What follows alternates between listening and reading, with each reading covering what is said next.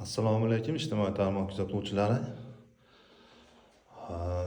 Shu tom yopish jarayonida uy egalari bilan shapkalarini, ya'ni o'stirmalarini qancha chiqish sidajicha mavzu bo'ladi. Shunda derazalarimga quyosh, yomg'ir, qor tushmasin deb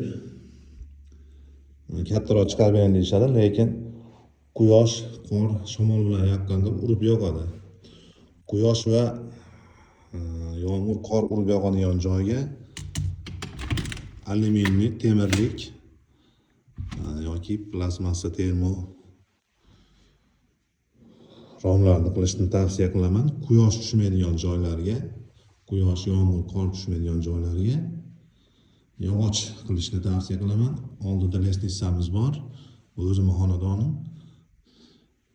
Xo'sh, e'tibor beringlar mana.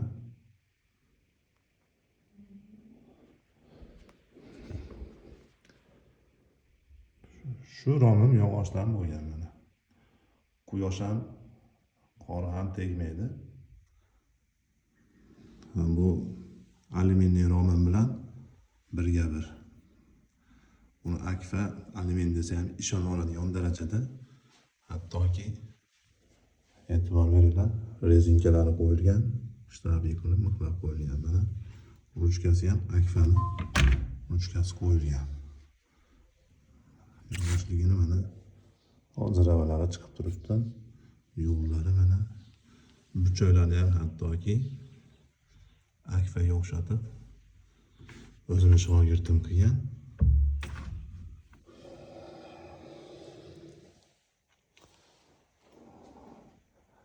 Akfa termo plastmassa desa ishona oladigan darajada. Birga bir. 100 ga 100 deydimi, 1 ga 1 deydimi?